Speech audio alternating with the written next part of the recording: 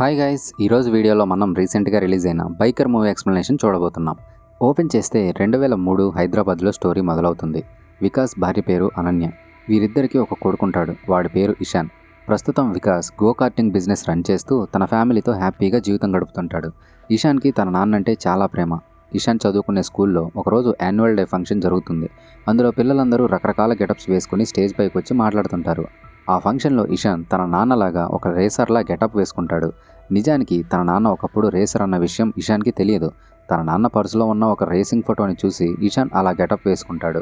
మా నాన్నే నా super hero, I love my dad అని ఇషాన్ స్టేజ్ మీద మైక్లో చెప్తాడు. ఆ క్షణం వికాస్కి తన పాత రోజులు గుర్తొస్తాయి. కట్ చేస్తే సునీల్ నారాయణ్ను ఐఎన్జీ సంస్థ నుంచి తొలగించేస్తారు. ఐఎన్జీ కంపెనీ చీఫ్ ఇంద్రనీల్ మీడియాతో మాట్లాడుతూ, సునీల్ నారాయణ్ మా ప్రత్యర్థి కంపెనీ నుంచి డబ్బులు తీసుకుని మమ్మల్ని మోసం చేశాడు. వాడొక క్రిమినల్. వాడు మిలియన్స్లో మా డబ్బుల్ని ఖర్చు చేసి ఒక్క రేసర్ని కూడా తయారు చేయలేదు. ఇప్పటి వరకు ఏ ఒక్క రేస్లో కూడా విజయం దక్కలేదు. తన సొంత కొడుకే తనని వదిలి వెళ్ళిపోయాడు. ఇప్పుడు తను ఇంకొక రేసర్ని తయారు చేయగలడా?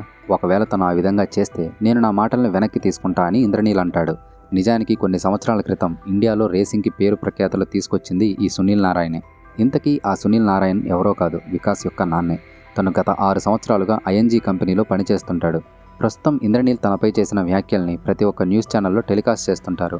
వికాస్ ఆ న్యూస్ని చూసి ఒక్కసారిగా షాక్ అయిపోతాడు. ఇంద్రనీల్ అమన్ని పిలిచి, సునీల్ దగ్గర నుంచి మనకు రావాల్సిన డబ్బుల్ని రికవరీ చేయండి, లేదంటే తన ట్రాక్ని తీసేసుకోండి అంటాడు. కట్ చేస్తే రిత్విక్ అనే పిల్లాడు తన నాన్నని వేస్ట్ ఫెలో అని అనడంతో ఇషాన్కి కోపం వచ్చి రిత్విక్ని కొడతాడు. ఈ విషయం వికాస్కి తెలియడంతో, నువ్వు హీరోవి నాన్న, నిన్ను ఎవరు ఏమీ అనకూడదు, వాడు మళ్ళీ ఏదైనా తప్పుగా మాట్లాడితే వాడిని మళ్ళీ కొడతా అని ఇషాన్ అంటాడు. ఇక్కడ నుండి స్టోరీ కొన్ని సంవత్సరాలు వెనక్కి వెళ్తుంది. అంటే 1994 కోయంబత్తూర్లో ఓపెన్ అవుతుంది. అన్వర్ అనే వ్యక్తి ఎప్పుడూ వికాస్ మీద కోపంగా ఉంటాడు. అలాగని వీళ్ళేమీ శత్రువులు కాదు. కాకపోతే వికాస్ ప్రతి రేసింగ్ కాంపిటీషన్లో బెటర్గా పర్ఫామ్ చేస్తూ ప్రతి కాంపిటీషన్లో విజయం సాధిస్తుంటాడు. సో ఎలాగైనా వికాస్ని రేసింగ్లో ఓడించి తన సత్తా ఏంటో చూపించాలని అన్వర్ కసితో ఉంటాడు.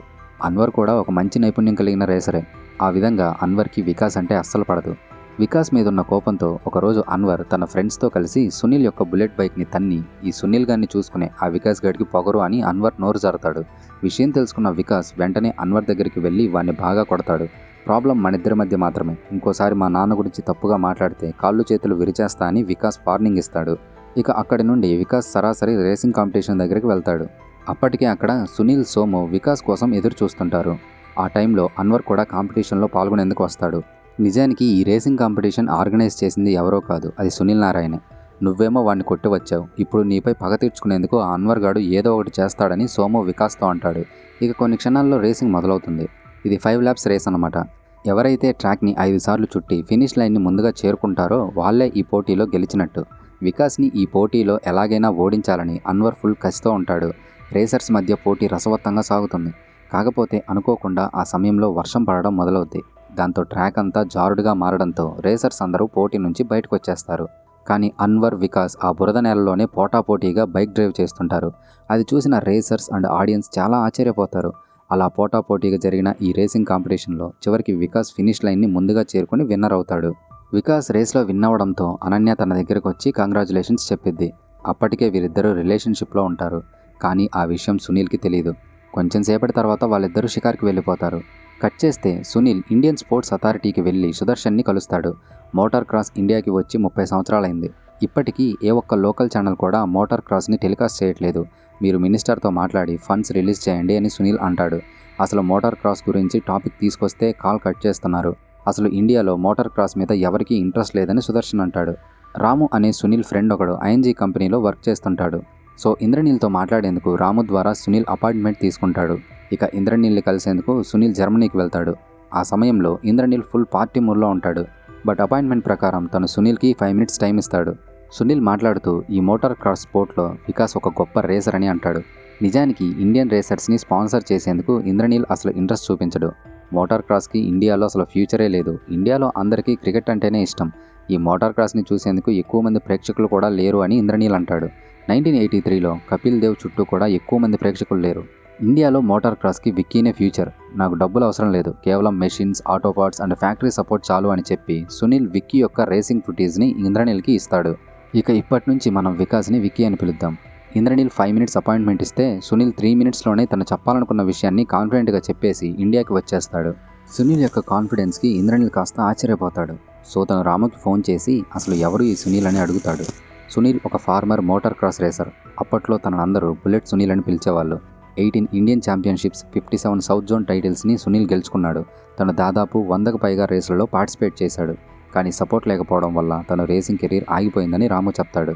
కట్ చేస్తే వారం రోజుల తర్వాత సునీల్ యొక్క ప్రపోజల్ని ఇంద్రనీల్ రిజెక్ట్ చేస్తాడు. మరోపక్క సోము, విక్కీ సినిమా చూసేందుకు నైట్ షోకి వెళ్తారు. రేపు ఉదయం ప్రాక్టీస్ పెట్టుకుని సినిమాకి వెళ్ళడం ఏంటని సునీల్ వెంటనే థియేటర్ దగ్గరికి వెళ్ళి ప్రొజెక్టర్ ఆఫ్ చేపిస్తాడు. తన నాన్న థియేటర్ దగ్గరికి వచ్చాడని తెలిసి విక్కీ, సోము థియేటర్ నుంచి బయటకు వస్తారు. నువ్వు అందరిలా మామూలు పర్సన్వి కాదు, నువ్వు డిఫరెంట్ అండ్ యూనిక్. లక్షల్లో ఒకరికి ఉండే టాలెంట్ నీకుంది. అందరిలా నీకు గర్ల్ ఫ్రెండ్, బ్యాడ్ హ్యాబిట్స్ ఏమీ లేవు. నీ దృష్టి ఎప్పుడు రేసింగ్ మీదనే ఉండాలని సునీల్ కొంచెం సీరియస్గా విక్కీకి వార్నింగ్ ఇస్తాడు. దాంతో ఇక మరుసటి రోజు నుంచి విక్కీ తన ప్రాక్టీస్ మీద దృష్టి పెడతాడు. మరోపక్క అన్వర్ గాడి ఫ్రెండ్స్ అన్వర్తో మాట్లాడుతూ అక్కడ విక్కీ గాడు తెగ ప్రాక్టీస్ చేస్తున్నాడు. నువ్వు వాడి మీద ఎప్పటికీ గెలవలేవులే కానీ నువ్వు ఈ రేసింగ్ వదిలేసి నీ టెక్స్టైల్ బిజినెస్ మీద దృష్టి పెట్టుకో అని ఇన్సల్ట్ చేసి మాట్లాడతారు. దాంతో అన్వర్కి పిచ్చ కోపం వస్తుంది. ఎలాగైనా విక్కీపై పైచేయి సాధించాలని డిసైడ్ అయ్యి అన్వర్ విక్కీకి ఒక ఛాలెంజ్ విసురుతాడు.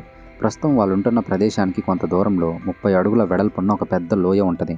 ఇప్పటి వరకు ఎంతోమంది రేసర్స్ ఆ లోయని జంప్ చేసేందుకు ట్రై చేస్తారు. వాళ్ళలో కొంతమంది భయంతో లోయని జంప్ చేయలేక చివరి క్షణంలో ఆగిపోతారు. మరికొందరు ఆ లోయని జంప్ చేసి సక్సెస్ఫుల్గా అవతల వైపు చేరుకోలేక లోయలో పడి చనిపోయి ఉంటారు. నువ్వు నిజంగా ఛాంపియన్వి అయితే ఆ లోయని జంప్ చేసేందుకు ఛాలెంజ్ యాక్సెప్ట్ చెయ్యి. నువ్వు గనక ఈ ఛాలెంజ్కి రాకపోతే నువ్వు ఒక పిరికివాడవని అర్థమని అన్వర్ అంటాడు. సో విక్కీ అన్వర్ ఛాలెంజ్ని యాక్సెప్ట్ చేసి మరుసటి రోజు ఉదయం స్పాట్కి చేరుకుంటాడు. ఇక వాళ్ళిద్దరి మధ్య పోటీ మొదలవుద్ది. ఇద్దరూ చాలా వేగంగా తమ బైక్స్ని డ్రైవ్ చేస్తూ లోయ దగ్గరికి చేరుకుంటారు. చివరి క్షణంలో అన్వర్ భయంతో సడన్ బ్రేక్ వేసి జంప్ చేయకుండా ఆగిపోతాడు. కానీ విక్కీ మాత్రం ధైర్యంగా లోయని జంప్ చేసి సక్సెస్ఫుల్గా అవతల వైపుకి చేరుకుంటాడు. అది చూసి అన్వర్ షాక్ అయిపోతాడు. విషయం తెలుసుకున్న సునీల్ విక్కీపై చేయి చేసుకుని ప్రొఫెషనల్ రేసర్స్ ఎప్పుడు ట్రాక్ మీదనే రేసింగ్ చేయాలి, అలా కాకుండా ఇలా రోడ్ల మీద, కొండల మీద రేసింగ్ చేస్తే నీకు ఆ రౌడీలకి తేడా ఏముందని కోప్పడతాడు. వాడు నన్ను పిరికివాడని అన్నాడు, అందుకే ఇప్పటి వరకు ఎవరూ జంప్ చేయలేకపోయినా ఆ లోయని జంప్ చేసి చూపించా. భయం అంటే ఏంటో తెలియని బుల్లెట్ సునీల్ కొడుకుని అని నిరూపించా అని విక్కీ కూడా గట్టిగా అరుస్తాడు. విక్కీ లోయని జంప్ చేయడాన్ని ఇంతకుముందు అనన్య ఫోటో తీస్తుంది. ఆ ఫోటో స్పోర్ట్స్ టుడే మ్యాగజైన్ కవర్పై రావడంతో ఒక్కసారిగా అందరి దృష్టి విక్కీ వైపు మళ్ళిద్ది. ఇంద్రనీల్ కూడా విక్కీకి స్పాన్సర్గా ఉండేందుకు రాముని తీసుకుని సునీల్ దగ్గరికి వస్తాడు. ఇంతకుముందే నేను విక్కీ యొక్క రేసింగ్ ఫుటేజ్ని చూశాను. తను మామూలు రేసర్ కాదు, తనొక ఇంటర్నేషనల్ స్టాండర్డ్స్ ఉన్న గొప్ప రేసర్. తనకి మా ఐఎన్జీ సంస్థ వరల్డ్ ఛాంపియన్షిప్ కోసం స్పాన్సర్గా ఉంటుంది. అయినా విక్కీ మీ కొడుకని ఇంతకుముందు నాకెందుకు చెప్పలేదని ఇంద్రనీల్ అంటాడు. నేను మీ దగ్గరికి నా కొడుకు విక్కీ కోసం రాలేదు, ఛాంపియన్ రేసర్ విక్కీ కోసం మీ దగ్గరికి వచ్చా అని సునీల్ అంటాడు. ఇక ఒక పార్టీ కండక్ట్ చేసి ఇంద్రనీల్ సునీల్తో 6 సంవత్సరాలకి కాంట్రాక్ట్ ఫిక్స్ చేస్తాడు. ఈ 6 సంవత్సరాల పాటు సునీల్ ఐఎన్జీ కంపెనీ తరపునే పనిచేయాలి. ఇక సునీల్ ఆ కాంట్రాక్ట్ పేపర్స్ మీద సైన్ చేస్తాడు. మరోపక్క అనన్య పార్టీ దగ్గరకు వచ్చి తను ప్రస్తుతం ప్రెగ్నెంట్ అన్న విషయాన్ని విక్కీకి చెప్పిద్ది. అది విని విక్కీ షాక్ అయిపోతాడు. ఇక స్టోరీ ప్రజెంట్కి వస్తుంది. ఇంద్రనీల్ ఇంకో వారం రోజుల్లో కోయంబత్తూర్కి వస్తున్నాడు. ఆలోపు మీరు ఇవ్వాల్సిన డబ్బులు ఇచ్చేయండి అని రాము సోముకి చెప్తాడు. ప్రస్తుతం సునీల్ పరిస్థితి ఫైనాన్షియల్గా, మెంటల్గా ఏమీ బాగోదు. ఇలాంటి పరిస్థితుల్లో ఐఎన్జీ కంపెనీకి డబ్బులు కట్టడం అనేది చాలా కష్టమైన పని. సో ట్రాక్ని సీజ్ చేసేందుకు ఐఎన్జీ మేనేజ్మెంట్ పేపర్స్ అన్ని సిద్ధం చేస్తుంది. మరోపక్క విక్కీ బాగా ఆలోచించి ఒక డెసిషన్ తీసుకుంటాడు. తను అనన్యతో మాట్లాడుతూ నాకు మళ్ళీ రేసింగ్ మొదలు పెట్టాలని ఉందని అంటాడు. అప్పుడు తను ఇవన్నీ వద్దు అని మనం ఆల్రెడీ మాట్లాడుకున్నాం కదా, మళ్ళీ ఇవన్నీ ఎందుకని అనన్య అప్సెట్ అవుద్ది. అక్కడ మా నాన్నకి నా అవసరం ఉంది. ఆల్రెడీ ఒకసారి రేసింగ్ వదిలేసి వచ్చి తప్పు చేశాను, నాకు మళ్ళీ ఆ తప్పు చేయాలని లేదు. నన్ను ఒక మాట అన్నాడని ఇషాన్ ఒక పిల్లాడిపై చేయి చేసుకున్నాడు. అక్కడ మా నాన్న నా వల్ల చాలా మాటలు పడుతున్నాడని చెప్పి విక్కీ హైదరాబాద్ నుంచి సునీల్ దగ్గరికి బయలుదేరతాడు. అలాగే సునీల్ ఐఎన్జీ కంపెనీకి కట్టాల్సిన మొత్తం డబ్బుల్ని విక్కీ సోముకి పంపిస్తాడు. సోము ఆ డబ్బుల్ని ఐఎన్జీ కంపెనీకి కట్టేయడంతో వాళ్ళు ట్రాక్ని సీజ్ చేయడం ఆపేస్తారు. అసలు అంత డబ్బు నీకెలా వచ్చింది, ఆ డబ్బులు నీకు ఎవరిచ్చారో చెప్పు అని సునీల్ సోముని అడుగుతుండగా సడన్గా అక్కడికి విక్కీ వస్తాడు. విక్కీ, సునీల్ ఒకరినొకరు చూసుకుని షాక్ అవుతారు. సునీల్ బాధతో తన గదిలోకి వెళ్ళి అసలు వాడి ఇక్కడికి ఎందుకు వచ్చాడు, వాడిని ఇక్కడి నుంచి వెళ్ళిపోమ్మని సోముతో అంటాడు. విక్కీ తన తప్పు తెలుసుకుని మన కోసం తిరిగొచ్చాడు, అలా ఎలా వెనక్కి పొమ్మని చెప్దామని విక్కీని పలకరించేందుకు సోము తన దగ్గరికి వెళ్తాడు. కొంచెం సేపటి తర్వాత విక్కీ డైరెక్ట్గా ఇంద్రనీల్ దగ్గరికి వెళ్ళి ఈసారి మా నాన్న గురించి తప్పుగా మాట్లాడేటప్పుడు, ఆయన వెనక రాజకీయాలు చేసేటప్పుడు నేను తిరిగొచ్చా అనే విషయాన్ని గుర్తుపెట్టుకో అని వార్నింగ్ ఇస్తాడు. ఈసారి ఎలాగైనా రేసింగ్లో గెలిచి తన నాన్నని తిట్టిన నోర్లన్నింటినీ మోయించాలని విక్కీ గట్టిగా ఫిక్స్ అవుతాడు. కట్ చేస్తే విక్కీ కోయంబత్తూర్కి తిరిగొచ్చాడన్న విషయం అన్వర్కి తెలుస్తుంది. ప్రస్తుతం అన్వర్ మునపట్లాగా కాకుండా కుంటుతో నడుస్తుంటాడు. అసలు తనకి ఇలాంటి సిచ్యువేషన్ ఎలా వచ్చిందో, తను సరిగ్గా నడవలేని స్థితికి ఎలా వెళ్ళాడో మరికొన్ని నిమిషాల్లో మనం తెలుసుకుందాం. మీరు ఇక్కడి వరకు వీడియోని కంటిన్యూ చేస్తూ చూసారంటే మీరు ఈ వీడియో వల్ల కాస్తన్న ఎంటర్టైనర్ అని మేము ఫీల్ అవుతున్నాం. సో ఇక్కడి వరకు వీడియోని కంటిన్యూ చేస్తూ చూసిన వాళ్ళు తప్పకుండా మన వీడియోని లైక్ చేసి మీలాగే మూవీ ఎక్స్ప్లెనేషన్స్ వినే ఒక ఫ్రెండ్కి కానీ ఫ్యామిలీ మెంబర్కి కానీ వీడియోని షేర్ చేయండి. ప్రాక్టీస్ మొదలుపెట్టేందుకు విక్కీ తన బైక్ని బయటికి తీస్తాడు. చాలా సంవత్సరాల నుంచి ఆ బైక్ని ఎవరూ వాడకపోవడంతో ఆ బైక్ బాగా పాడైపోయి ఉంటుంది. అందులోనూ అది కేవలం 2 స్ట్రోక్స్ బైక్ మాత్రమే. ప్రస్తుతం ఉన్న రేసర్స్ అందరూ 4 స్ట్రోక్స్ బైక్ని యూజ్ చేస్తుంటారు. సో విక్కీ స్పేర్ పార్ట్స్ని తెప్పించి తన 2 స్ట్రోక్ బైక్ని 4 స్ట్రోక్ బైక్గా మోడిఫై చేస్తాడు. ఇక విక్కీ ప్రాక్టీస్ చేసేందుకు ట్రాక్ పైకి వెళ్తాడు. అక్కడ శాండీ అనేవాడు విక్కీని చూసి కాస్త జలసీగా ఫీల్ అవుతాడు. కొన్ని రోజుల క్రితం జరిగిన లోకల్ మోటార్ క్రాస్ ఈవెంట్లో ఈ శాండీ ఫస్ట్ ప్లేస్లో విన్ అవుతాడు. విక్కీ ప్రాక్టీస్ చేస్తుంటే వాడు విక్కీతో ప్రాక్టీస్ చేస్తే నడపడం వస్తుందేమో కానీ ధైర్యం రాదు, నీకు నిజంగా దమ్ముంటే నాతో పోటీ పడి గెలిచి చూపించు అని శాండీ విక్కీని రెచ్చగొట్టేందుకు ట్రై చేస్తాడు. కానీ విక్కీ వాడిని అసలు పట్టించుకోడు. అప్పుడు శాండీ కొడుకేమో భయస్తుడు, వీళ్ళ నానేమో మోసగాడని అంటాడు. దాంతో విక్కీ తన కోపాన్ని కంట్రోల్ చేసుకోలేక శాండీ గాన్ని పిచ్చకొట్టుడు కొడతాడు. కొట్టినంత ఈజీ కాదు మౌంటైన్ జంప్ చేయడం, నువ్వు ఒకప్పుడు తోపై ఉండొచ్చు కానీ ఇప్పుడు కాదని అంటూ అన్వర్ లాగానే శాండీ కూడా విక్కీకి ఛాలెంజ్ విసిరి ఈ సండే మౌంటైన్ జంప్ చేద్దామని సవాల్ విసురుతాడు. కట్ చేస్తే సునీల్ విక్కీని పిలిచి, నువ్వు టైం వేస్ట్ చేసుకోకుండా ఇక్కడ నుంచి వెంటనే వెళ్ళిపో, నేను నిన్ను ఎలాగూ ట్రైన్ చేయను, నువ్వు ఒక పిరికివాడివి, ఏదైనా చిన్న ప్రాబ్లం వస్తే చాలు భార్య కొడుకని అంటూ ఆ ప్రాబ్లం నుంచి పారిపోతావు, ఎదుటి వారికి చెప్తే అది సాకు కానీ మనకి మనమే చెప్పుకుంటే అది ఆత్మవంచన, నేను పిరికివాడితో కలిసి పనిచేయలేనని అంటాడు. ఆ మాటలకి విక్కీ బాగా కోపం వచ్చి, నేను పిరికివన్నా, ఏదైనా ప్రాబ్లం వస్తే పారిపోతానా అని అనుకుంటూ విక్కీ కోపంతో మౌంటైన్ జంప్ చేసేందుకు శాండీ దగ్గరికి వెళ్తాడు. ఇక వారిద్దరి మధ్య పోటీ మొదలవుతుంది. ఇప్పుడు మళ్ళీ స్టోరీ కొన్ని సంవత్సరాలు వెనక్కి వెళ్తుంది.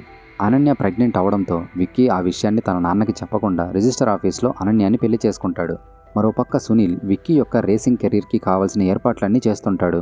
కొంతకాలంలోనే సునీల్ అండ్ విక్కీకి మంచి పేరు వస్తుంది. మలేషియాలో జరగబోతున్న మోటార్ క్రాస్ ఛాంపియన్షిప్లో విక్కీ పార్టిసిపేట్ చేసేందుకు అంతా సిద్ధమవుద్ది. ఈ మలేషియన్ లీగ్ విక్కీకి చాలా ఇంపార్టెంట్. ఈ లీగ్లో మంచిగా పర్ఫామ్ చేస్తేనే విక్కీ వరల్డ్ ఛాంపియన్షిప్లో పార్టిసిపేట్ చేసేందుకు మంచి మార్కులు పడతాయి. అనన్య విక్కీతో మాట్లాడుతూ, నువ్వు మీ నాన్న గురించి వరీ అవ్వద్దు, నువ్వు ఈ మలేషియన్ ఛాంపియన్షిప్ గెలిచిన తర్వాత మన పెళ్లి గురించి మీ నాన్నకి చెప్దామని అంటది. కట్ చేస్తే 1995 మలేషియా మోటార్ క్రాస్ ఛాంపియన్షిప్ మొదలవుద్ది. రేసర్లందరూ ఫుల్ కాన్ఫిడెన్స్తో బరిలోకి దిగుతారు. ఆఖరి క్షణంలో అన్వర్ తన సొంత డబ్బులు ఖర్చు పెట్టుకుని ఎటువంటి స్పాన్సర్స్ లేకుండా ఛాంపియన్షిప్లో పార్టిసిపేట్ చేసేందుకు స్పాట్కి చేరుకుంటాడు. ఎలాగైనా ఈ రేస్లో గెలిచి విక్కీ కంటే తనే గొప్ప రేసర్ అని నిరూపించుకోవాలని అన్వర్ గట్టి పట్టుదలతో ఉంటాడు.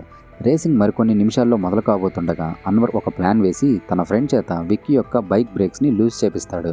ఇక రేసింగ్ మొదలవుతుంది. రేసర్స్ అందరూ పోటాపోటీగా బైక్ డ్రైవ్ చేస్తుంటారు. మొదట్లో అంతా బాగానే ఉన్నప్పటికీ కొంచెం సేపటి తర్వాత విక్కీ యొక్క బైక్ బ్రేక్స్ ఫెయిల్ అవుతాయి. అన్నీ కరెక్ట్గా చెక్ చేసి రేసింగ్కి పంపించాం కదా, మరి బ్రేక్స్ ఎలా ఫెయిల్ అయ్యాయని సోము కంగారు పడతాడు. అలా బ్రేక్స్ ఫెయిల్ అవ్వడం వల్ల విక్కీ రేస్లో వెనకబడిపోతాడు. ఎలాగైనా ఈ రేస్లో గెలవాలని అన్వర్ ఫుల్ స్పీడ్తో డ్రైవింగ్ చేస్తుంటాడు. ఆ దెబ్బకి ఇంజన్ బాగా హీట్ ఎక్కి బైక్లో మంటలు చెలరేగుతాయి. ఆ మంటలు అన్వర్ బాడీకి కూడా అంటుకుంటాయి. అయినా సరే తను పోటీలో గెలిచేందుకు బైక్ డ్రైవ్ చేస్తూనే ఉంటాడు. అది చూసి అందరూ షాక్ అయిపోతారు. మంటల్లో కాలిపోతున్న అన్వర్ని రక్షించేందుకు విక్కీ తన బైక్తో అన్వర్ బైక్ని పక్కనే ఉన్న బురదలోకి నెట్టేస్తాడు. ఇక వెంటనే అన్వర్ని హాస్పిటల్కి తీసుకెళ్తారు. బ్రేక్స్ ఫెయిల్ అవ్వడం వల్ల అండ్ అన్వర్ని కాపాడే ప్రయత్నంలో టైం కన్జ్యూమ్ అవ్వడం వల్ల విక్కీ ఆ పోటీలో 3వ స్థానం గెలుచుకుంటాడు. అదే సమయంలో అనన్యకి కూడా సడన్గా డెలివరీ పెయిన్స్ రావడంతో తన అమ్మ అనన్యని వెంటనే హాస్పిటల్కి తీసుకెళ్తుంది. అనన్య అమ్మ విక్కీకి ఫోన్ చేసి విషయం చెప్పడంతో విక్కీ వెంటనే మలేషియా నుంచి హాస్పిటల్కి వస్తాడు. అప్పటికే అనన్య ఒక బాబుకి జన్మనిస్తుంది. అనన్య విక్కీతో మాట్లాడుతూ, అన్వర్ ఇంకా క్రిటికల్గానే ఉన్నాడు, ఒక క్షణం లేట్ అయి ఉంటే అన్వర్ స్థానంలో నువ్వుండేవాడివి, ఈ స్పోర్ట్ చాలా డేంజర్గా ఉంది, నీకు ఏ క్షణం ఏ ఆపద కలిగిద్దో అని భయపడుతూ నేను బతకలేను, నువ్వు నాకు మన బాబుకి చాలా ఇంపార్టెంట్, కాబట్టి మేము నీకు కావాలంటే నువ్వు రేసింగ్ వదిలేయని అంటది. రేసింగ్ వదిలేయడం ఏంటని మొదట విక్కీ చాలా కంగారు పడతాడు. కానీ తన బిడ్డ కోసం భార్య కోసం రేసింగ్ వదిలేయాలని విక్కీ డిసైడ్ అవుతాడు. కానీ ఆ విషయాన్ని తన నాన్నకి చెప్పే ధైర్యం లేక ఒక లెటర్ రాస్తాడు. నీకు చెప్పకుండా సీక్రెట్గా మ్యారేజ్ చేసుకుని ఒక తప్పు చేశాను, ఇప్పుడు నా ఫ్యామిలీ కోసం రేసింగ్ వదిలేస్తున్నాను, మిమ్మల్ని ఫేస్ చేసే ధైర్యం నాకు లేదు, క్షమించండి అని ఒక పేపర్ మీద రాసి విక్కీ తన ఫ్యామిలీతో హైదరాబాద్ వచ్చేస్తాడు.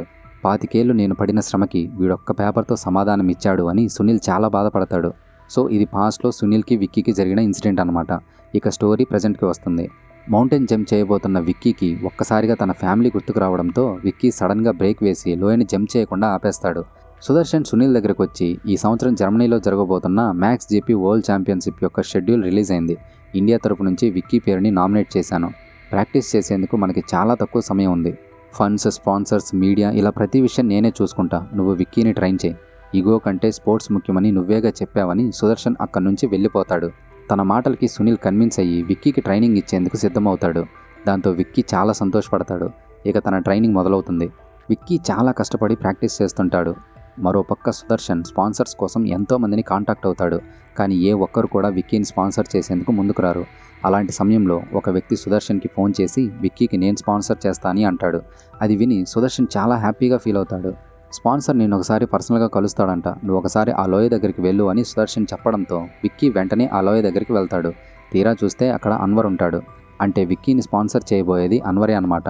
నేను ఆ రోజు రేసింగ్లో నిన్ను చంపాలనుకున్నాను, కానీ నువ్వు నన్ను కాపాడావు. నాకు తెలిసినంత వరకు ఈ ప్రపంచంలో నువ్వు నేను మనిద్దరం మాత్రమే ఛాంపియన్స్. నా పని ఎలాగూ అయిపోయింది, కానీ ఈ ప్రపంచానికి నువ్వు తెలియాలి. ఇది కేవలం గెలుపు గురించి మాత్రమే కాదు, ఈ ప్రపంచానికి ఇండియన్ రేసర్ల యొక్క గొప్పతనం ఏంటో తెలియాలని అన్వర్ విక్కీతో అంటాడు. మరోపక్క ఐఎన్జీ కంపెనీ చాలా పెద్ద మొత్తంలో డబ్బులు చెల్లించి ఫెర్నాండో అనే రేసర్ని తమ తరపున పిక్ చేసుకుంటారు. ఈ ఫెర్నాండో ఇప్పటి వరకు 6 సార్లు వరల్డ్ ఛాంపియన్షిప్ గెలుచుకుంటాడు. రేస్లో యూజ్ చేసేందుకు అన్వర్ ఒక బైక్ని చాలా జాగ్రత్తగా అండ్ పవర్ఫుల్గా విక్కీ కోసం రెడీ చేపిస్తాడు. ఇప్పుడు స్టోరీ కాస్త వెనక్కి వెళ్తుంది. మలేషియాలో రేసింగ్ ఫినిష్ అయిన మరుసటి రోజు ఇంద్రనీల్ సునీల్తో మాట్లాడుతూ, ఈ రేస్లో ఓడిపోయేందుకు ఎంత డబ్బు తీసుకున్నావు, ఎవడికి అమ్ముడిపోయావు? మిమ్మల్ని హైర్ చేసుకుంది రేస్లో ఫస్ట్ ప్లేస్ వచ్చేందుకు, థర్డ్ ప్లేస్ వచ్చేందుకు కాదు. నీ కొడుకు వాడికి కావాల్సిన డబ్బులు తీసుకుని పెళ్ళాం పిల్లలతో ఎక్కడికో వెళ్ళిపోయాడు. అసలు వాడు నీ కొడుకేనా? వాడిప్పుడు ఎక్కడున్నాడు అని ఇంద్రనీల్ బూత్ మాట్లాడతాడు. విక్కీ గురించి ఇంకొక మాట తప్పుగా మాట్లాడితే చంపేస్తా అని వార్నింగ్ ఇచ్చి సునీల్ అక్కడి నుంచి వచ్చేస్తాడు. తనకి వార్నింగ్ ఇచ్చిన సునీల్పై పగ తీర్చుకునేందుకు ఇంద్రనీల్ ఒక ప్లాన్ వేస్తాడు. కాంట్రాక్ట్ ప్రకారం సునీల్ని తమ ఐఎన్జీ కంపెనీలోనే ఉంచుకొని అసలు రేసింగ్కి సంబంధించిన ఏ ఒక్క యాక్టివిటీ సునీల్ చేయకుండా చూడాలని ఇంద్రనీల్ డిసైడ్ అవుతాడు. ఇక ఈ 6 సంవత్సరాలు సునీల్ ఐఎన్జీ కంపెనీ నుంచి బయటకు వెళ్ళలేడు అండ్ రేసింగ్కి సంబంధించి ఏ ఒక్క పని చేయలేడు. ఇంద్రనీల్ అలా చేయడం వల్ల సునీల్ గత 6 సంవత్సరాలలో ఒక్క రేసర్ని కూడా తయారు చేయలేకపోతాడు.